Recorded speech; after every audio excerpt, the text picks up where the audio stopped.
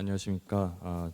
주님의 이름으로 수요 예배에 오신 여러분들을 환영합니다. 저는 먼저 간단하게 제 소개를 드리자면 이번 학기부터 애지영 강좌를 맡아서 외국인 학생들 대상으로 애지영 강좌를 시작하게 된 김희준 목사라고 합니다.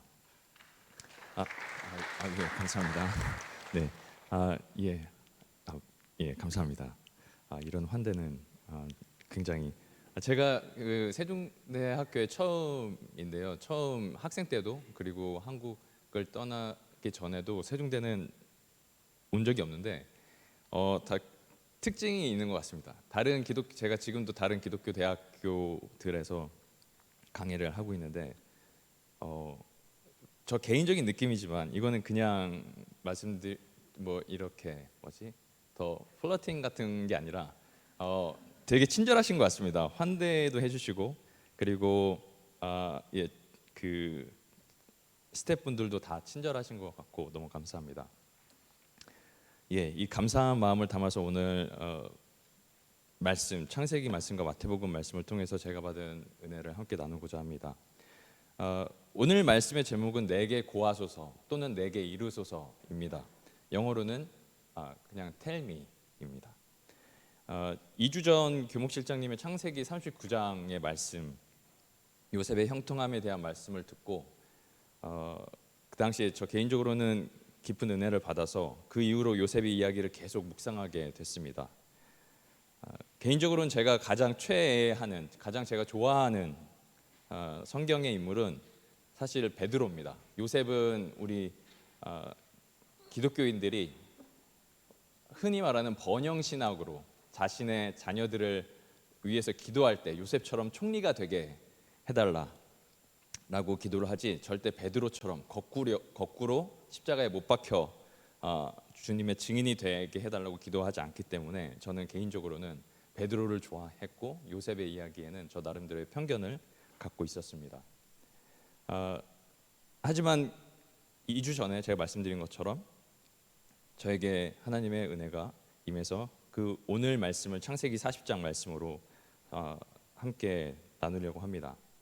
우리는 요셉의 형통함이 외부적인 요인이 아니라 세상적인 복에 의해서 좌지우지되는 그런 복이 아니라 하나님께서 직접 함께 하시는 것, 그래서 아무도 빼앗을 수 없는 복임을 배웠습니다. 그리고 그 형통함의 복은 하나님께서 직접 함께 하시기 때문에 담대함이라는 용기라는 덕목으로 발현되고 요셉은 어떠한 상황에도 굴하지 않고 하나님께서 준비하신 길로 꿋꿋하게 자유롭게 걸어가게 됩니다. 여기에 바로 이 복에 요셉의 자유가 있습니다. 그렇기 때문에 요셉은 보디발의 아내가 자신을 유혹할 때 자신에게 주어진 복락을 그리고 자신에게 주어진 자유와 여러 가지 권위를 그리고 베네핏을 자신의 욕망을 채우기 위해 사사로이 사용하지 않게 됩니다. 물론 그래서 39장 말미에서부터 40장으로 이어지면서 요셉은 보디발의 아내 모함으로 감옥에 갇히게 되는 아주 유명한 이야기입니다. 그리고 그곳에서 얼마 지나지 않아서 파라오의 술 맡은 관원과 떡 맡은 관원이 감옥에 갇히게 되고 이들을 만나게 되는 우리에게 너무나 익숙한 이야기입니다. 이 두 관원이 어느 날 꿈을 꾸게 되고 그 꿈을 해석할 사람이 없어 낙담해 있습니다. 6절에 아침에 요셉이 들어가 보니 그들에게 근심의 빛이 있는지라 라고 합니다. 먼저 아침에 요셉이 들어가 봤다고 했습니다. 요셉은 여기서도 마음 영적으로도 자유로웠지만 이미 이 감옥 안에서도 어느 정도의 자유를 누린 것 같습니다. 그리고 그는 이들을 만나게 될 때 이들의 얼굴 빛을 보고 근심의 빛이 있음을 그리고 슬프고 근심이 있는 것을 보게 됩니다. 그런데 왜 슬프고 근심이 없지 않겠습니까? 꿈을 꾸지 않았어도 하루아침에 신세가 나락으로 떨어지고 언제 어떻게 자신의 목숨이 없어질지 모르는데 꿈을 꾸지 않았어도 당연히 슬퍼하는 것은 누구나 이해할 수 있습니다. 7절에서 요셉은 그들에게 왜 그렇게 슬픈 얼굴을 하고 있냐고 진짜 제가 좀 전에 말씀드린 것처럼 상황에 당연한 거 아니겠습니까? 하지만 여러분은 느껴지십니까? 이 6절과 7절을 지나면서 성경이 전하는 요셉의 어떤 이런 자유롭고 적극적이고 다른 세상을 사는 것 같은 이런 긍정적인 에너지를 느낄 수 있으십니까? 39장과 40장을 넘어오면서 우리는 요셉이 이런 정말로 억울한 일을 당했지만 그에게 다른 어떠한 분노나 또는 어떠한 근심도 없음을 알아챌 수 있습니다. 그리고 요셉은 그 두 관원들의 이야기를 듣고 이렇게 답합니다. 너무나 당연하다는 듯이 해석은 하나님께 있지 않습니까? 청하건대 내게 이르십시오. 제게 말씀해 주십시오. 제게 서술해 보십시오. 요셉은 자신이 꿈을 해석할 자신감이 컨피던스가 있었을지도 모릅니다. 하지만 반대로 자기가 꿈을 해석할 수 있는지도 아마 확신할 수 없었을 겁니다. 나중에 파라오를 만났을 때도 요셉은 그냥 담담하게 자기가 아니라 하나님께서 파라오에게 편한 답을 주실 것이라고 이야기했습니다. 즉 자신에게 그럴 능력이 있는 것이 아니라 그럴 능력은 하나님께 있다는 것입니다. 하지만 그렇다면 아마 그분은 나를 쓸 것입니다 라는 것이죠. 왜냐하면 그곳에는 여호와 하나님을 섬기는 사람이 요셉뿐이었기 때문입니다. 당시 애굽에는 신탁의 업무와 임무와 꿈 해석 등을 전문으로 하는 박사, 술사 이런 무당들이 있지 않았겠습니까? 당연히 여호와 하나님이 아닌 다른 신을 섬기는, 즉 다른 세계관과 그에 따른 가치관, 믿음을 가지고 그것대로 살던 사람들입니다. 여기서 요셉의 확신은 이것이었습니다. 자신의 형통함의 비밀인 하나님의 동행을 그는 신뢰하고 있었고 다른 신들이 아닌 하나님께서 모든 것의 주가 되신다는 믿음이 바로 그의 확신이었습니다. 자신감이었습니다. 그는 바로 그 복된 믿음, 그 복된 세계관을 그 사람들에게 제시한 것이었습니다. 박사와 술객들을 통해서 꿈을 해석해야 되는데 그러지 못하니까 그들은 슬퍼하고 근심하고 있었습니다. 그들과 동시에 아니 왜 이렇게 슬픈 얼굴이세요? 라고 되묻는 요셉. 형통한 요셉은 마치 다른 세상에 살고 있는 사람처럼 자유와 희망에 차 있는 것 같습니다. 2001년에 타임지가 미국 최고의 신학자로 선정한 스탠리 하워스라는 기독교 윤리학자가 있습니다. 인간은 오직 자신이 보는 세상 안에서만 행동할 수 있다는 말을 자주 인용했습니다. 우리는 같은 세상에서 다른 대상들을, 다른 행동들을 선택하기 때문에 다른 것이 아니라 다른 세상들을 보기 때문에 다르다는 것입니다. 요셉과 관원들이 바로 지금과 같은 상황입니다. 어떻게 이렇게 안 슬플 수가 있을까요? 어떻게 이렇게 자유롭고 적극적인 태도로 자신도 자기 한 몸 생존하기도 벅찬 상황에서 다른 이들의 슬픈 낯빛까지 그는 관심을 두고 챙기고 있습니다. 그것은 요셉이 그 꿈 또는 비전을 먼저 꾸어본, 받아본 사람이기 때문에 그렇습니다.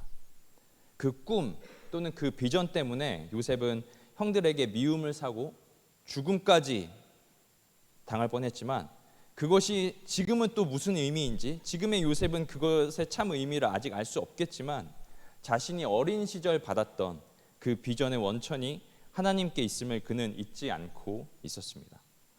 그래서 앞서 말씀드렸듯이 요셉은 감옥에 갇혔으면서도, 노예였으면서도 두려움 없이 자유롭게 말하고 행동할 수 있었습니다. 그래서 요셉의 자유는 철학적 정의나 하고 싶은 것을 하는 자유가 아니라 특정한 대상을 명확하게 보려는 저는 애들이 다 나간 다음에 체육복을 갈아입어요. 노력이었습니다. 다시 말하면 요셉처럼 명확한 꿈과 비전을 갖고 있을 때 사람은 외부의 상황과는 상관없이 자유를 갖게 됩니다. 어떤 어려운 상황에 처해 있더라도 여러분은 자유롭고 안전한 느낌을 그때서야 받게 되는 것이죠. 그래서 요셉의 자유란 두려움 없이 정상적으로 살아가는 것, 그리고 그대로 편하게 현실을 인식하고 받아들이는 겁니다. 그래서 요셉은 이 자유를 가지고 경거망동하거나 절대 의시되지 않습니다. 무슨 이유 때문인지는 모르겠지만 그리스도인들 중에 자신의 믿음 때문에 자신은 뭐든지 할 자유가 있다는 식의 태도를 보이는 사람들이 있습니다. 그것은 자유가 아니라 교만이죠. 무지의 결과입니다. 자유를 위해 가장 필요한 덕목은 겸손입니다. 참 자유한 예수님은 겸손의 왕이셨기 때문에 그렇습니다. 주님 안에서 자유로운 여러분의 관심은, 여러분의 인트레스트는 자신에게서 다른 사람들에게로 향하는 것입니다. 바로 타인 지향적이어야만 하고 타인에 대한 인정, 그것이 참 신앙인의 자세입니다. 요셉의 형통함의 정체인 하나님께서 함께 하심, 그로 인한 담대함을 묵상할 때, 그리고 오늘 본문처럼 꿈을 통해 계시되는 하나님의 뜻을 접할 때 저는 자연스럽게 베드로를 떠올리게 됩니다. 요셉의 이야기는 꽤 속도감 있게 전개되는 데 반해서 베드로의 이야기는 짧은 신약 안에서도 굉장히 더디게 진행되고 오래 걸립니다. 오늘 말씀처럼 주는 그리스도시요 살아계신 하나님의 아들이십니다 라고 하나님의 계시를 전하는 입이 되기도 하고, 또 그로써 예수님께 베드로, 반석이라는 멋진 이름까지 수여받습니다. 하지만 곧이어 또 주님께 사탄아라는 책망도 받죠. 그 이후로도 업앤다운이 굉장히 심합니다. 인간미 넘치지만 개인적으로는 너무 답답하죠. 하지만 사실 여러분 아십니까? 예수님께서 베드로를 이름을 주시고 베드로야 라고 부르신 적이 사복음서에서 단 한 차례밖에 없습니다. 그것도 예수님 당신을 배신할 것이라는 끔찍한 예고를 하실 때 베드로야 라고 말씀하십니다. 그 이후에는 베드로를 부르실 때 심지어 부활하신 이후에도 시모나, 요한의 아들 시모나 라고 말씀하십니다. 그러나 그가 베드로인 이유는 왜일까요? 성령을 통해 예수님께서 친히 교회의 반석이 되어 주셨기 때문입니다. 그리고 그렇게 바로 선 교회가 성경을 기록할 때 나중에 예수님께서 승천하시고 초대교회의 순교자들이 계속 나올 때 예수님과 함께 있었던 시몬의 아들, 요한의 아들 시몬을 기록할 때 그를 베드로라고 기록했기 때문에 그가 베드로로 우리에게 전해지는 겁니다. 그에게 주어진 베드로라는 축복, 즉 유일한 반석이신 예수님의 말씀, 계시 그 자체를 유대주의라는 혈육이나 자기 자신의 의로움처럼 사사롭게 여겼을 때 그는 주님의 책망을 받음과 동시에 사도 바울 동료의 질책을, 또 까마득한 후배라고 볼 수 있는 사도 바울의 질책도 당했습니다. 그러나 그가 성령에 이끌려 다른 이들에게 관심을 줄 때 그는 교회라고 하는 예수 공동체에 의해서 이후에 진정 베드로로 기억되고 사용되었습니다. 여러분들은 여러분들을 기억할, 여러분들이 믿음으로 세워갈 공동체가 있으십니까? 저 또한 초등학교, 당시에는 국민학교였는데 5학년 시절에 생일 선물로 받은 신학사전을 통해서 안타깝게도 신학자의 꿈을 갖게 되었습니다. 대학을 다니고 회사를 다니면서도 그 꿈을 포기하지 않게 되는 큰일에 걸렸습니다. 그래서 제게 주신 신학자로서의 꿈을 가지고 베드로처럼 또 요셉처럼 자신의 형통함을 가지고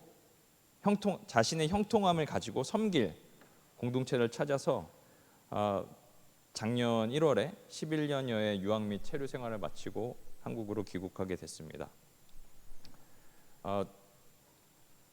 중학교 때는 신문도 돌리고 고등학교 때는 2년 정도 버거킹에서 아르바이트도 하면서 꽤 많은 일을 하며 열심히 살았다고 자부하는 저였기 때문에 귀국해서 일이 없으면 어쩌나 하는 걱정이 있었습니다. 왜냐하면 12년 전에 떠날 때는 아내와 함께 떠났지만 결혼하자마자 떠났는데 돌아올 때는 아이들 둘을 함께 해서 총 떠날 땐 2명, 들어올 땐 4명이었기 때문에 더군다나 여러분들도 아시는 것처럼 한국의 기독교 인구는 급감하고 있습니다. 제가 가르치는 다른 대학교들에서의 클래스에서도 30명, 50명 돼도 기독교인 대학생들, 청년들은 손에 한 손으로 꼽을 정도입니다. 그리고 교회와 신학교의 재정적 압박이 가해지면서 코로나 시기를 거치면서 더 이 악순환이 반복되고 있습니다.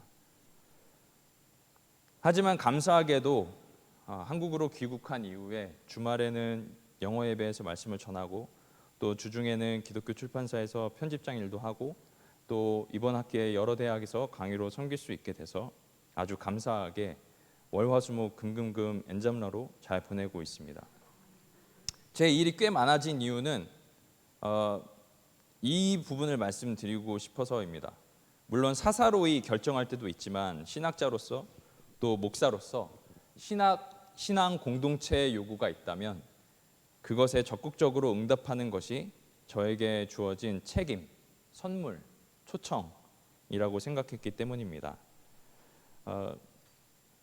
교목 실장님과 달리 저는 아직 제 인생의 퍼즐의 몇 조각만을 놓은 상태라 어디가 제가 갈지, 오래도록 섬길 공동체일지는 아직 알 수 없지만 그래도 확실한 것은 성령님을 통하여 주님 안에서 하나님 아버지께서 함께 하시는 축복을 가지고 주의 몸된 교회를 섬겨서 베드로를 참 베드로로 기억하고 기록하였듯이 저 또한 유일한 반석 되신 예수님의 증인으로 계시의 통로가 되기를 소망할 뿐입니다. 마지막으로 여러분들은 어떤 꿈과 비전을 갖고 또 지금의 세상을 어떻게 바라보고 계십니까? 하나님께서 주신 꿈과 비전을 가지고 사사로이 쓸 것이 아니라 요셉처럼 또 베드로처럼 예수님을 따르는 믿음의 공동체와 함께 더 나아가 하나님의 피조 세계를 향해서 적극적이고 능동적으로 나아가는 여러분 되시기를 또 그렇게 될 것을 주님의 이름으로 확신하고 축복하고 기원합니다. 잠시 기도하겠습니다. 하나님 감사합니다. 아버지 당신께서 허락하신 여러 가지 은혜와 또 자비와 능력으로 우리가 든든히 주의 몸된 교회를 섬기고 또 세워가며 살아가고 있습니다. 이 세상에 좌지우지되는 것이 아니라 하나님께서 함께 하시는 그 임마누엘의 축복, 그 형통함을 언제나 마음속에 잊지 않고 갖게 하시고 그로써 세상을 향해서 담대하게 나아갈 수 있는 하나님께서 주신 꿈과 비전을 가지고 그것을 포기함 없이 정진할 수 있는 하나님의 자녀들 주 예수 그리스도의 증인될 수 있도록 주님 축복하시고 인도하여 주옵소서. 감사하며 예수 그리스도의 이름으로 기도드렸습니다. 아멘.